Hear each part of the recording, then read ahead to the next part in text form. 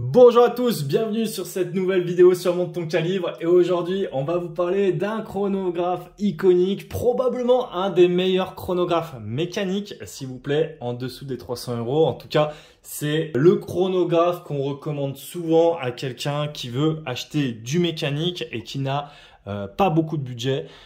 Souvent les chronographes mécaniques, déjà c'est dur d'en trouver en dessous de 1000-1500 €. Lui, il est à 300 € et c'est un excellent rapport qualité-prix. On va voir donc la présentation de ce chronographe, comme en vous donnant un peu mon avis personnel, comme c'est le cas sur les vidéos Monte ton calibre. Mais on va également savoir comment acheter une vraie Seagull 1963 et d'ailleurs quelles sont les vraies, quelles sont les fausses. Ou en acheter une, puisque ça peut être aussi intéressant. Et on va forcément parler de son histoire, parce que c'est un chronographe qui a une histoire assez intéressante. Donc, je vous propose, et d'ailleurs même, on va faire un petit check, parce que je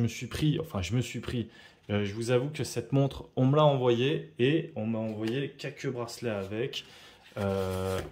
Hop, voilà, il y a 4 bracelets, je ne les ai pas encore testés. Donc, on fera un petit test de bracelet en fin de vidéo. Comme ça, si vous voulez acheter une 1963, que vous hésitez quel bracelet mettre, et vous aurez la réponse. Voilà, alors, petite boîte rigide, je pense, en aluminium. Voilà, il n'y a rien de spécial au fond, enfin, sur le verso. On l'ouvre, on a une petite mousse ici. Petite carte d'instruction, manuel d'utilisation, Seagull 1963 Operating Manual. Je crois que de ce côté, voilà, ça fait office de carte de garantie. Voilà, c'est intéressant, mais ce qui nous intéresse le plus, c'est la montre. Et la voici, cette Seagull 1963. Je la sors pour que vous la voyez mieux. Et voilà. Alors, moi, très sincèrement, j'adore cette montre. C'est une montre qui m'a beaucoup accompagné, donc j'en ai eu une, celle-ci c'est la deuxième, celle-ci je l'ai dû la recevoir il y a à peu près 1 mois et demi, 2 mois je pense, et c'est une montre que je connais très bien, et voilà. Aujourd'hui elle est disponible en plusieurs tailles, donc moi j'ai pris celle-ci, c'est une 38 mm, pourquoi la 38 mm? C'est parce que pour moi c'était la taille qui se rapprochait le plus de la montre d'origine, parce que cette montre a une histoire, on va le voir juste après. Et par contre, j'ai pris un verre saphir. Pourquoi un verre saphir? Parce que la première Seagull 1963 que j'ai eue, je l'ai beaucoup portée. Elle a pris beaucoup de chocs. Et voilà, si je veux pas passer du polywatch tous les mois, je me disais peut-être qu'un verre saphir pouvait faire du sens et serait un petit peu plus résistant. Qu'est-ce qu'on va dire? On va du coup, on va rester sur les caractéristiques. Je vous disais 38 mm de diamètre. Celle-ci fait 12,7 mm d'épaisseur. On en profite pour voir le petit logo avec l'étoile. Donc très intéressant. La corne à corne fait 46 mm et l'entrecorne fait 18 mm. Voilà, si jamais vous voulez changer le bracelet. Donc, on peut voir sur le cadran qui est très sympa, je ne saurais pas exactement vous dire, c'est un blanc crème un peu, je ne sais pas si ça ressort bien sur la vidéo, mais c'est un blanc crème qui est très très sympa. Il y a donc une alternance entre des index et des chiffres arabes. On retrouve 2 sous-cadrans, celui à 9 heures pour la petite seconde et celui à 3 heures pour la minute du chronographe que je viens de lancer. Donc vous voyez, chronographe mécanique, très sympa. La petite mention là que vous voyez à 18 heures, écrit en chinois. Alors ça, j'arrive pas à faire la mise au point, c'est très pénible. Tac, peut-être que c'est mieux comme ça. Donc cette petite mention là à 18 heures, en fait, c'est écrit, il me semble, si je dis pas de bêtises, que c'est écrit Tianjin. Tianjin, en fait, c'est la ville d'implantation de Seagull. Seagull, donc la marque, et d'ailleurs Seagull, qui à la base s'appelait Dongfeng et qui est devenu Tianjin Seagull, je pense pour pouvoir s'exporter plus rapidement. Donc le 21 Zhuan à midi, je ne saurais pas vous dire ce que c'est. Je suppose que Zhuan, ça doit être rubis, ça doit être 21 rubis. Je n'ai pas vérifié, mais en tout cas, c'est ce que j'ai toujours pensé depuis que je connais cette montre. Donc, il faudrait peut-être que je vérifie, mais si vous avez l'info, mettez-le moi en commentaire, ce serait sympa.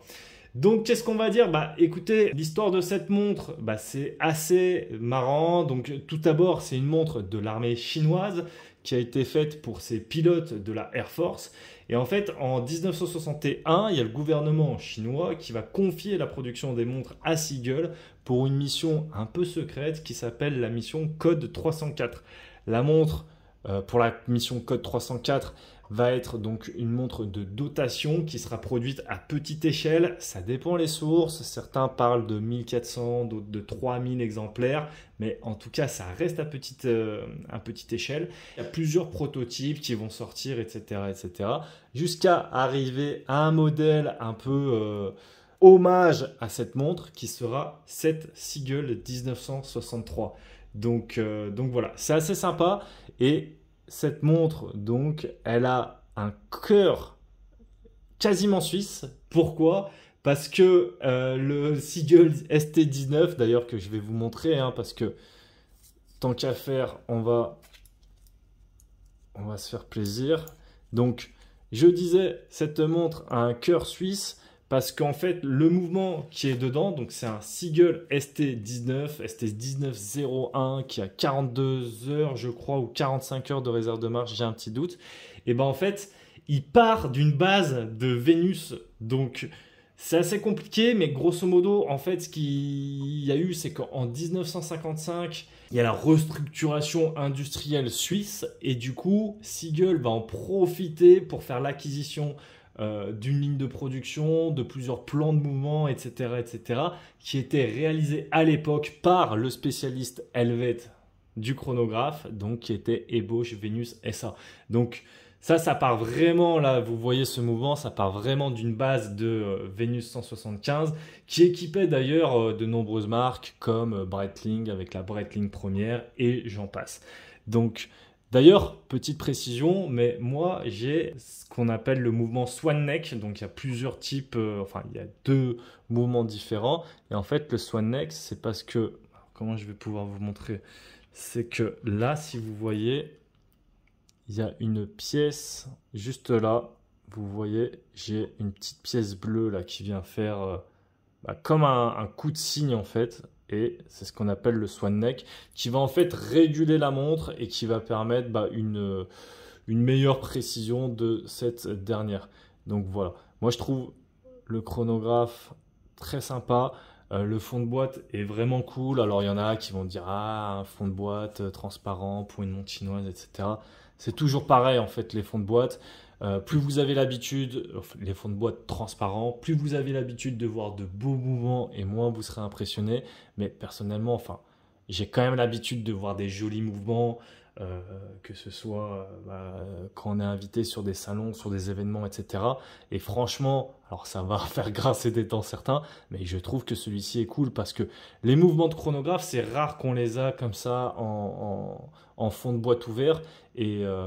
Et moi, je trouve ça assez chouette. D'ailleurs, ce qu'on va faire, c'est qu'on va se faire un petit plaisir. Le chronographe est déjà lancé. J'avais oublié que je l'avais lancé. Donc voilà, moi, je me rappelle que d'ailleurs, ce que je faisais pas mal à un moment, c'est que je m'amusais, hop, donc, tac, à faire pause et à regarder le mécanisme, tac, et remettre à zéro. Hop, vous voyez, tac. On fait pause, tac, on remet à zéro, hop. Donc voilà, c'est ce que j'ai fait beaucoup, j'ai passé des heures à faire ça avec l'ancienne. Voilà, je remets le chronographe en route. Petit fond de boîte du coup très sympa pour ceux que ça intéresse. Là, si vous voulez voir un peu les inscriptions, alors c'est écrit en chinois, je suppose que c'est le nom de la manufacture ou quoi. Il y a un truc que j'arrive à lire, c'est ici 1963. Entre cornes de 18 mm, les cornes ne sont pas percées. Voilà, petite précision.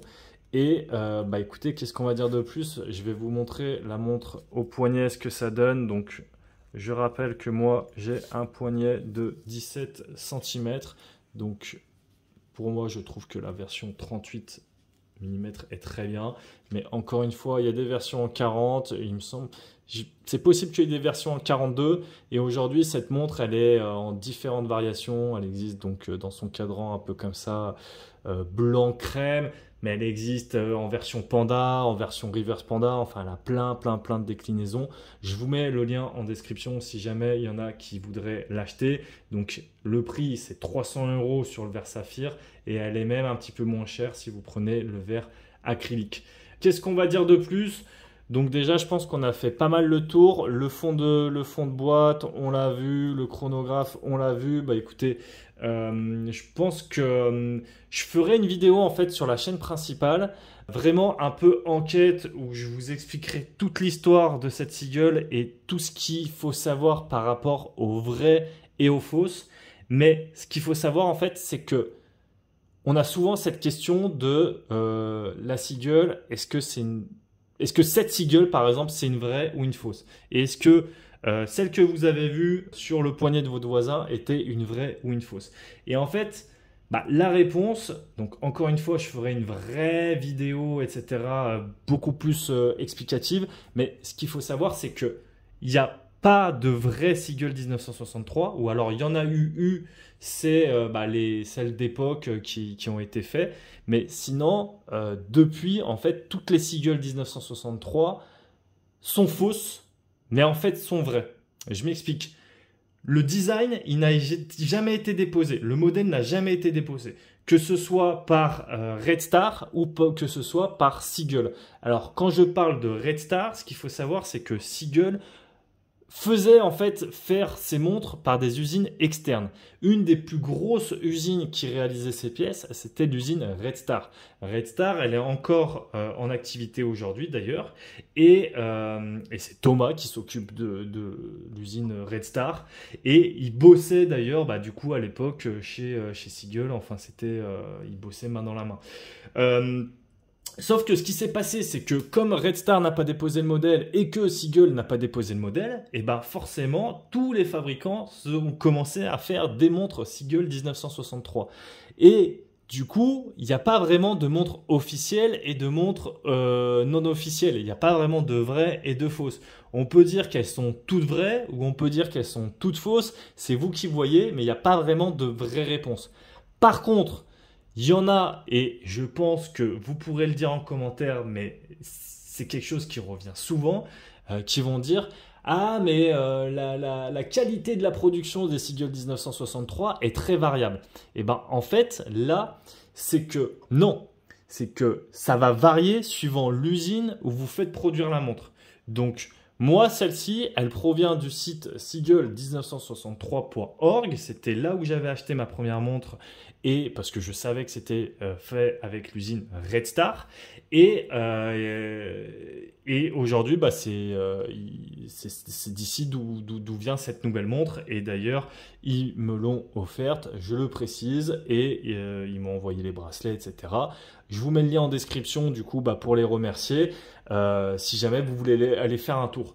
Mais pourquoi, en fait, va y avoir une telle différence entre les usines? C'est que Red Star, lui, va contrôler la qualité des mouvements, va contrôler les pièces, va tout contrôler. Et il va y avoir d'autres usines qui vont également faire des montres comme ça. Vous pouvez trouver des Seagull 1963, je pense pour 200, 250 €, je ne me rappelle plus les prix, mais vous pouvez les trouver moins chers sur des sites chinois comme AliExpress. Sauf que les usines qui vont faire ça, ce sont des usines qui vont être moins regardants sur le réglage des mouvements, sur comment vont être entretenus les mouvements, parce que ça joue aussi, sur tous des petits détails qui vont faire qu'au final, la montre va être de moins bonne qualité et aura plus de retours. D'ailleurs, le site dont je vous ai parlé, seagull1963.org, ils m'ont dit, écoute, nous on a essayé parfois de faire des meilleurs prix et d'aller voir d'autres usines, mais le problème c'est que les autres usines, on avait tout le temps des retours pour rien. Donc maintenant, nous on bosse avec Red Star et au moins on est sûr de la qualité. Voilà, donc je pense que cette vidéo, elle est déjà assez longue, quoique 15 minutes, c'est à peu près ce que je pensais faire. En revanche, ce que je vous propose, c'est que rapidement, on va tester les différents bracelets. Comme ça, si jamais ça vous donne des idées, eh ben, ça peut être sympa. Mais en tout cas, voilà. Moi, j'adore cette montre. Avant de faire le changement de bracelet, On va remettre le petit chronographe à 0. Et pourquoi je fais ça? C'est puisque ça vous permet aussi de voir que, hop, vous voyez, c'est très net. Et l'aiguille arrive vraiment à midi, quoi. Elle n'arrive pas à midi 01 ou 59, etc. Donc ça, c'est le genre de choses aussi que les usines de moins bonne qualité peuvent moins prendre en compte en termes de réglage. Voilà, je vous montre les différents bracelets. Donc, bracelet 2 en cuir marron.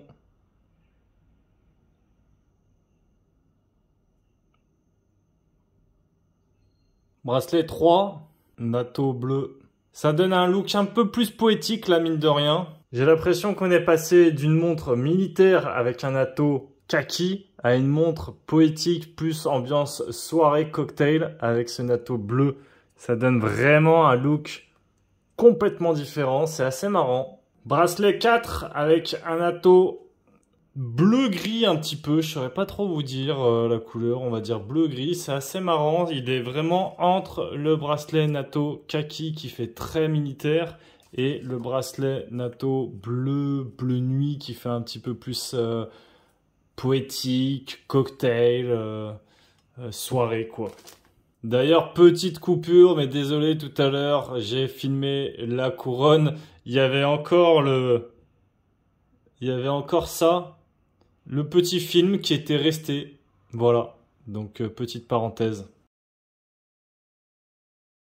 Et voici la montre sur le bracelet numéro 5 en cuir qui a un toucher quand même assez agréable. C'est très confortable. Voilà. Je vais vous faire également le petit wrist wall comme d'habitude afin que vous puissiez bien comparer. Moi, j'aime bien le petit fermoir là. Je le trouve assez sympa. Et voilà. Ça fait encore un autre style. Hein. Ça fait aussi très pilote, je dois dire, ce bracelet cuir. Ça fait également très pilote. Je crois que je vais la garder un peu sur ce bracelet pendant quelques temps. Je la repasserai sûrement sur natto parce que c'est comme ça que j'ai l'impression de mieux la connaître. Mais ça me permet d'avoir l'impression d'avoir une nouvelle montre. Vous connaissez le dicton. 3 bracelets, 3 montres. Quand je dis 3 bracelets, 3 montres, c'est 3 bracelets pour une montre égale 3 montres. Donc là, j'ai 5 bracelets, donc j'ai quasiment 5 montres.